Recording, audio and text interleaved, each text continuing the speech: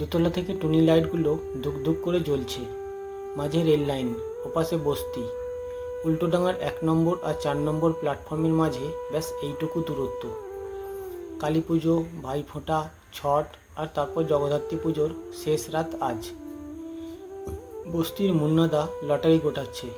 বাজার খারাপ। আশেপাশে চায়ের দোকান, ডিম সেদ্ধ, মোমোর দোকান বন্ধ হবে প্রায়। মুন্নাদা এ বস্তুর দাদা বলা যায়।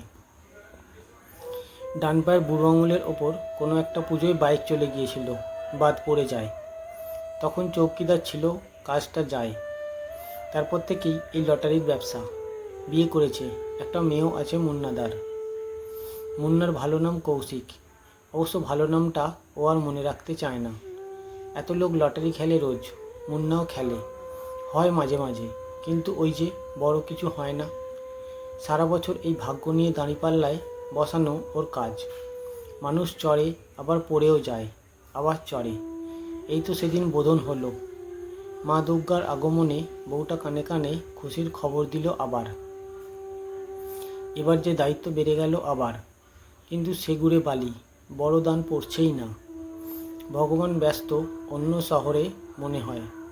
রোজ দুপুরে দোকান বন্ধ করে ওরা 4 জন, মানে আশেপাশে 4টে দোকান লুডো খেলতে বসে। মুন্না প্রায় হারে ওই এক দানে। সবার আগে 3টে ঘুঁটি ঘরে পৌঁছে দেয়। 4 নম্বর কিন্তু পুটের জন্য বসে থাকে। আস্তে আস্তে অন্যেরা জিতে যায়। মুন্না হাসলেও এই হারটা নিতে পারে না রোজ। আজ একটা নিব নিয়ে পূর্ণিমা চাঁদ দেখছে বউয়ের সাথে। পোয়াতি বউ মুন্নার মাথায় হাত দিতেই কেঁদে ফেলল মুন্না। কাঁদতে কাঁদতে বলছে, একটা পুটের চাল বড় দরকার। আমিও বাড়ি ফিরব সবার আগে। আমিও হারতে হারতে ঠিক জিতে যাব।